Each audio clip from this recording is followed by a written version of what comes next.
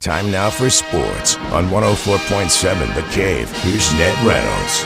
Mike, the intern Ned Reynolds, back in the studio on a Red Friday. Yesterday, some incredible wild card games. Let's start with the Padres and Cubs. I was rooting for Mike Schilt and the Padres just because of his connection to St. Louis. And for a second there, right at the end, I thought they might be able to come back. But Cubs win, man. Well, the Cubs were able to shut them down in the ninth inning to an extent. Now, San Diego came back and did score, had a rally going, but then couldn't come up with the key hits. And that's beating Chicago at Wrigley Field, beating the Cubs is really difficult to do. You have that big crowd roaring for you, and that in Chicago does provide some impetus, and it certainly carried the Cubs through. I reiterated this time and again. I'll do it again today. I think man for man, the Padres are a better team. Mike Schilt is an outstanding manager, but so is Craig Counsell of Chicago.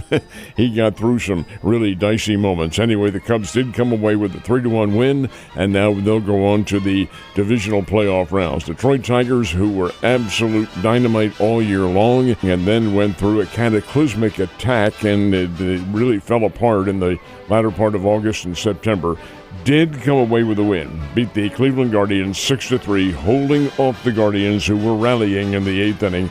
Big win for Detroit, and they do advance, but they're still a wild card team, and they cannot get the home field advantage. The other one, New York Yankees and the Boston Red Sox. My goodness sake, Cam Schlittler on the mound for the New York Yankees. Nobody's ever heard of him before, or at least his family has, but New Yorkers probably have, but nobody else. 6'6" kid from Northeastern University in Boston comes in. The Yankees called him up in July. He got the start, and all he does is go 8 innings, strike out 12 Boston Red Sox. Yankees 4, Red Sox nothing. So the 3 winners yesterday, the Tigers, the Cubs, and the New York Yankees. You know, you said at the beginning it's tough to win at Wrigley, but I think it'd be tougher to win at Fenway. But the Yankees pulled it off thanks to that kid, man. And he was pitching incredible last night.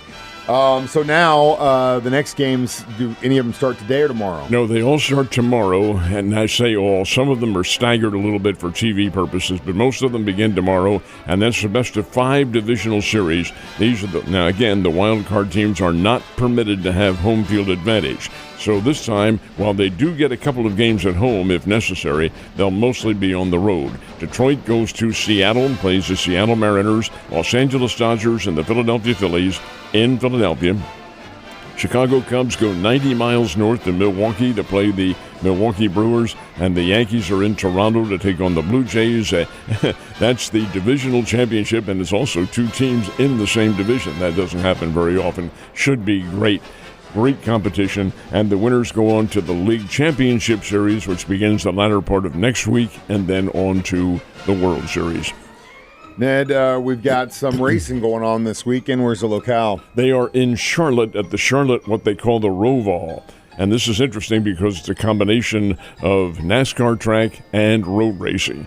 And the event is the Bank of America 400. It is a partial road race and another of the elimination races in the NASCAR championship hunt. That doesn't mean that the guys who are in the hunt for a championship are the only ones racing. Of course not. The entire field is in there, but those 8 drivers are the individuals who are eligible from a point standpoint to win the NASCAR championship, and that is really boiling down to the championships in early November. And last night, pretty good matchup at SoFi Stadium in Los Angeles. You had the 49ers and Rams, and at the first I thought, you know, these teams have a pretty good offensive attack, and then I realized it's just because their defense is not super great on either team. Well, the Rams are the ones who gave the Philadelphia Eagles a terrific battle in Philly, and that's the one where the field goal was blocked at the end of the game, and the 320-pound lineman picked it up and went at the distance for the touchdown. Since then, Los Angeles has not played well at all. How San Francisco beat them last night, I'll never tell you. 49ers are banged up. They are bruised. They were 7.5-point underdogs in this game, and the 49ers win it 26-23 in overtime. Now, Los Angeles in the closing, well, I think they had about a minute and a half, 2 minutes remaining, had a chance at a 4th and 1 and ran the ball into the line and did not get it. And that was, at that point, game's over. 49ers won the game, and it's a big surprise, but then again, it is the NFL.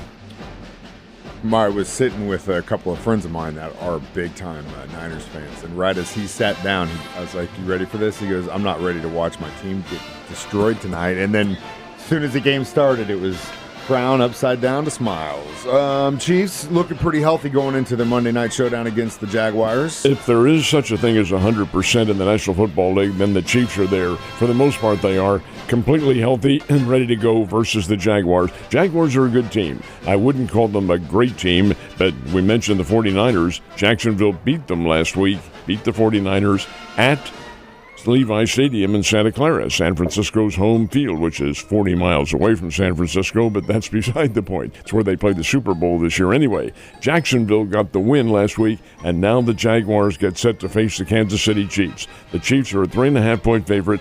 I'm thinking it should be or could be a little bit more than that, but hey, I like the Chiefs, and we'll talk more about that coming up on Monday because that is the Monday night game. And you'll hear it all here on The Cave, your home for Kansas City Chiefs football. And speaking of which, last night again, I was having the conversation of how this time of the year is my favorite time of the year. We get playoff baseball. We're really getting into the meat of the regular season of football, and college football is just popping off, and we've got a great bunch of college football games this weekend. What's interesting is that the Bears are members, this is Missouri State, members of Conference USA. And Conference USA has a contract with the CBS Sports, and that's not CBS over the air as such. It's their sports network, which is mostly a streaming thing.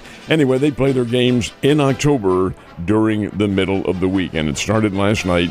And New Mexico State, who the Bears do play in a couple of weeks, walloped Sam Houston 37-10. Sam Houston's 0-5 on the season. Now, coming up this weekend, some really big games. A great one down in the Sunshine State. And this is one that may be flying a bit under the radar, but Miami, which is pretty doggone good, folks, knocked off Notre Dame at the start of the year. Miami goes to Florida State.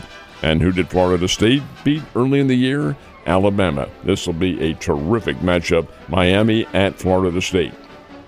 Now, Texas, the Texas Longhorns go to Florida to play the Gators, and Gators haven't been very good this year. Number 1, Ohio State is going to be host to the Golden Gophers of Minnesota. Does not, on paper, look like a real good game. Iowa State in the Big 12 goes to Cincinnati to play the Cincinnati Bearcats. That's a key Big 12 conference game. And then Alabama, which comes in, the Crimson Tide. They are playing this week. Missouri is not. Missouri will host Alabama next week. So who does Alabama have this week? They have a resurgent Vanderbilt team, which beat the Tide last year in Nashville. Oh, my. What's going to happen when they play in Tuscaloosa? We'll find out. Got a lot of undefeated teams still left in that top 20, and I don't think that's going to be the case after this weekend, my man. We'll see. Have a good one, sir, and I will see you on Monday.